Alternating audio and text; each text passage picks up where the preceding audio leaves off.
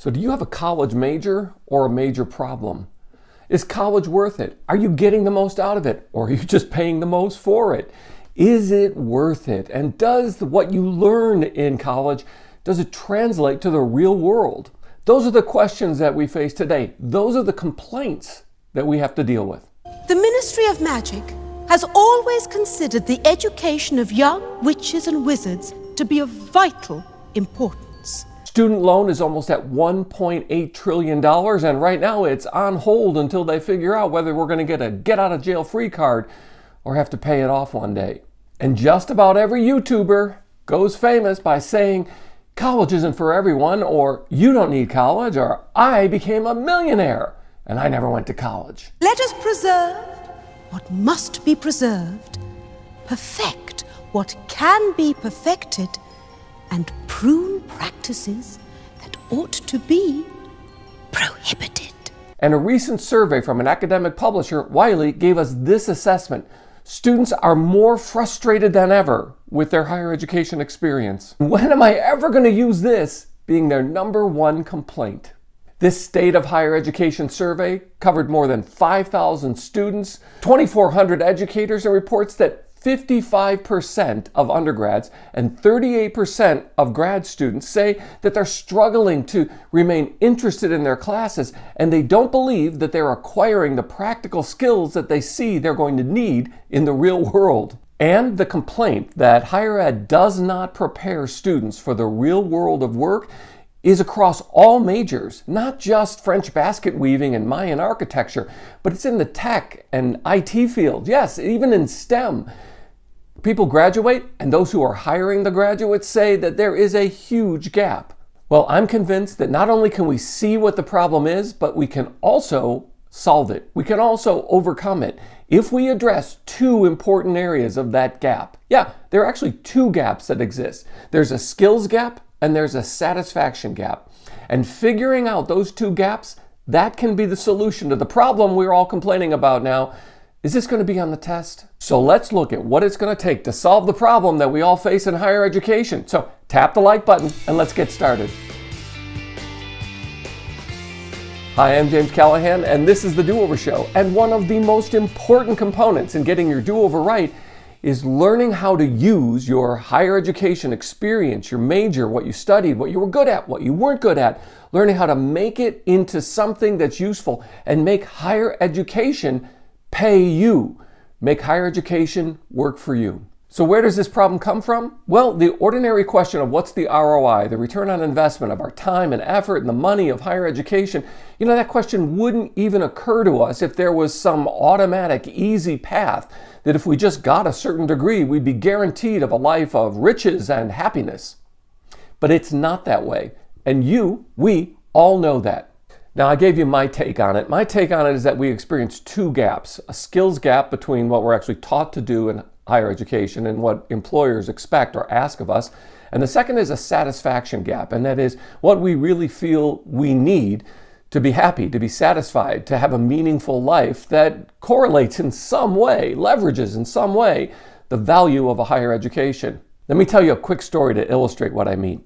A few years ago, I was talking to an undergrad who was contemplating just dropping out. Now, they were just 14 hours from finishing their undergrad degree in the major that they chose. And I asked, is it the money? Are you running out of money to finish? And they said, no. I said, did something happen in your family, in your personal life? Did something change dramatically? And they said, no. So I asked, why? Why would you, this close to finishing, why would you say, no, I'm just going to drop out? And they admitted that they got caught in an endless loop of YouTube videos and stories about Mark Zuckerberg and Bill Gates. No, we didn't actually graduate, right? Oh, that is the best part. And they said, after getting caught in that loop, I decided I want to be rich, really rich, just like them. And I don't need college to do so. They actually give you a degree. You don't even have to go to class? No, you just put that degree on your resume and it looks great. Now, I could have responded with the ordinary question, oh, there's so much more to life than just making money. And they would have tuned me out, just like they tune all of us out when we try to virtue signal them into finishing a degree. No, instead, I went for this. I said, what school did Mark Zuckerberg and Bill Gates get into in order to drop out of? And they said, I think it was Harvard. I said, look, when you get your ass into Harvard and you're bored by it because it's not a challenge and you want to leave, drop out in order to found $1 trillion business, then you can come to talk to me. Until then, finish the damn degree. Now, I understand that we have successive generations, especially in higher education now, who were raised on the motto, the theme of you're special, you're unique. Whereas I was raised on the motto of you're not living up to your potential. Or maybe that was just me. Well, either way, I realize that there's a disconnect, not just generational, but a skills gap between those who teach and those who are in higher education to learn. So let's tackle the most basic question that people ask.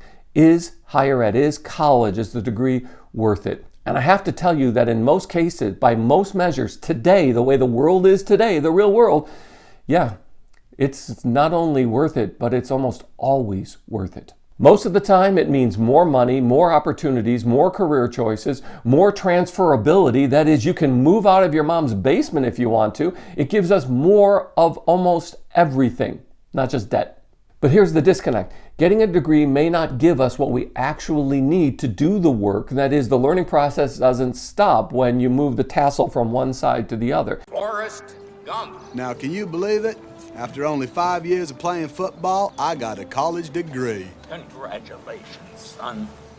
It's at that point that you realize now you've got a gap to fill between what you've been taught and what you actually need to know in order to do a job, to earn more, to progress, or to develop, and to grow your capacity so that you can actually live a life that you would say, yeah, I'm satisfied.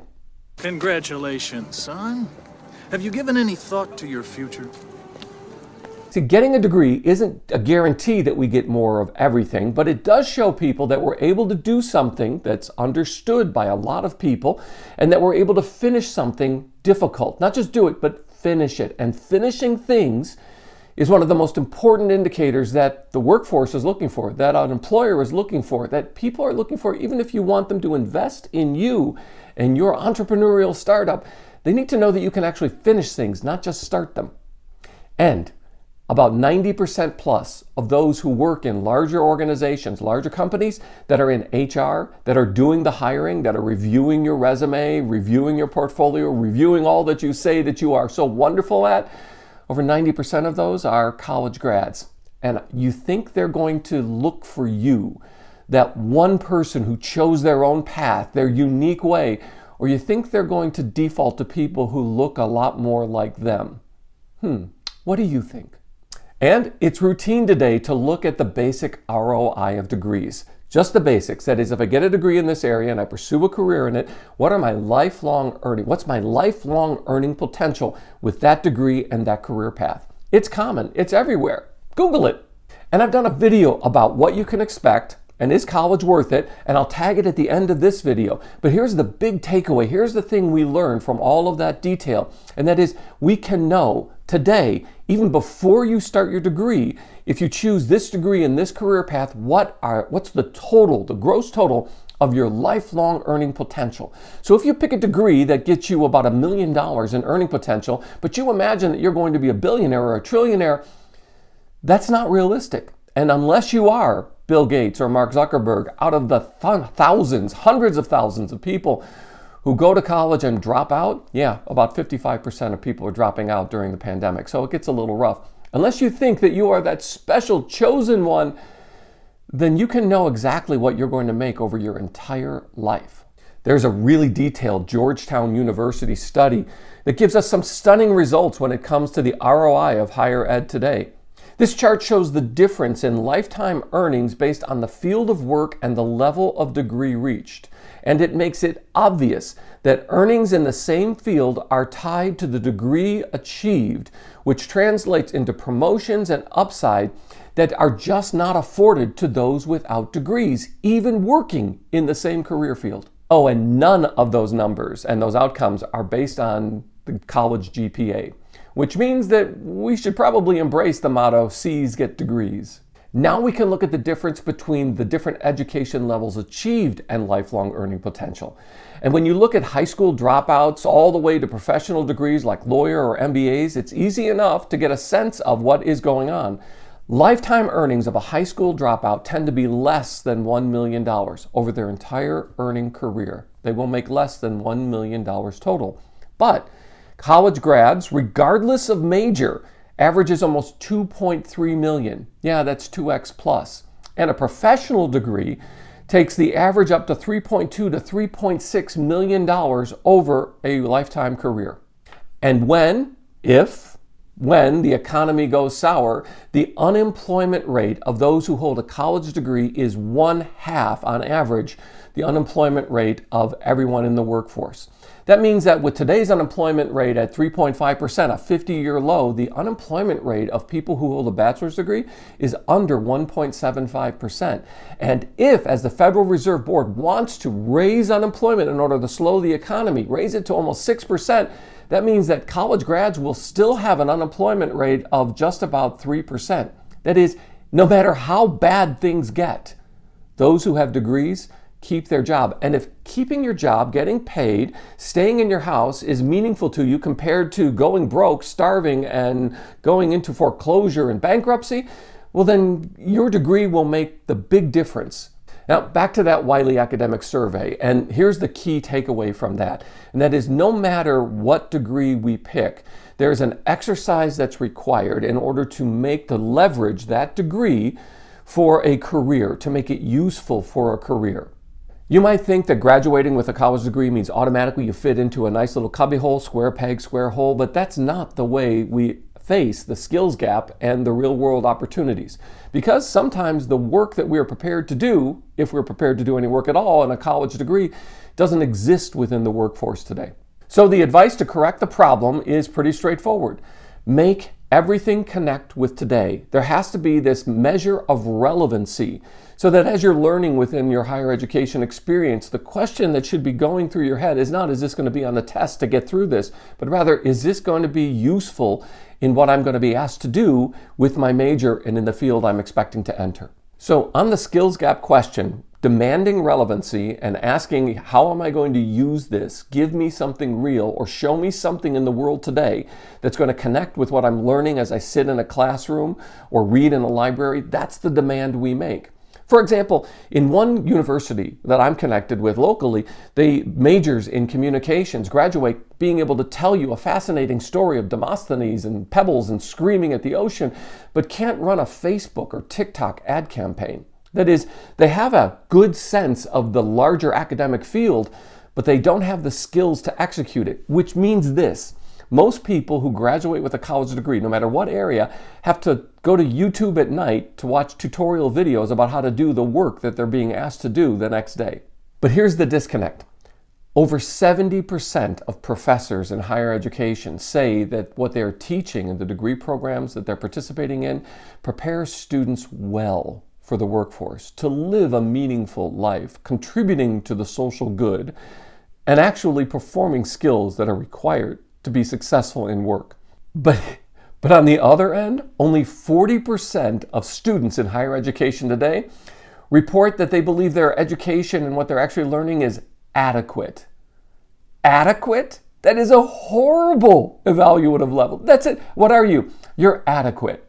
Ouch! Even in tech fields and engineering fields, only 30% of today's graduating students believe that they have acquired real-world skills.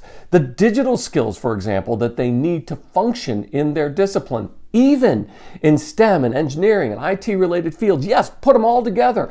And the graduating rate is still that less than 40% say that they're ready to do the work that they're being asked to do. Okay, so let's get back to the money question. That is, what degrees, if I choose them, what degrees will pay me the most? And the answer is pretty obvious. You probably already know. Anything that can be called engineering will make more than just about anything else. Yes, chemical engineering, computer science, aerospace engineering, electrical engineering, you get the idea. So if you choose a major which has transferable skills and a skill set that can be used in the variety of majors that are available, just about anything attaching the word engineering to it, and you will be in the top tier of those who are compensated in the first years after graduation. But if you pick a field that no one ever calls engineering, well, then you're going to be on the lower side of lifetime earnings. Okay, so what are those most regretted majors? Well, a ZipRecruiter survey recently said, here they are. The #1 regretted major is journalism. Ouch, journalism. Yes, 87% say they regret majoring in journalism. Oh man. Next comes sociology, but sociology can be leveraged in the human services and resources field, and you can actually get a practical master's degree or some certification associated with it and turn that sociology degree into a life of actually helping people. It is a great pathway to choose. But those who lack that twist about how to use their sociology major say that they are very, very dissatisfied that they chose Soc. Things like communications and education, think of your third grade teacher, marketing, medical services. You want to be a phlebotomist? Yeah, most of you aren't satisfied that you chose that career path. Poli-sci, government, even biology, and then English Lit. Yeah, English Lit is on the list too. And another takeaway from this most regretted majors chosen is that all of these fields are regarded in today's field of higher education as some of the easiest majors to successfully complete. And that means the easier the major, the more successful you are, the more likely you are to graduate with the major, but the lower lifetime earning potential and the lower satisfaction rate you're going to have because those majors don't, without a great deal of effort, translate into a high-paying or successful and meaningful career. Here's an interesting feature. Did you know that one of the unhappiest degree majors today is also one of the mid-level to higher paying jobs, and that is being an accountant? Yeah, accountants, they regret being an accountant, even though they make more money than the average person.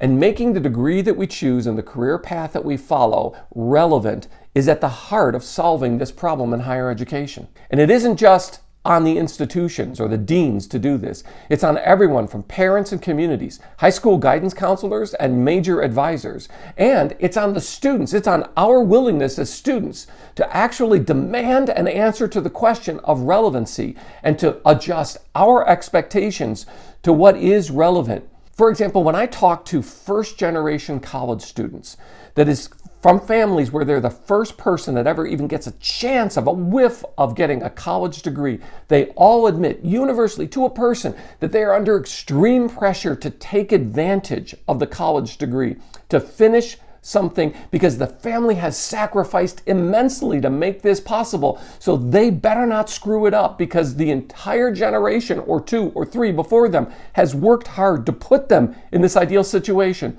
Why do people think that way? Because in the world in which those generations exist, having a college degree is the difference between struggling and success.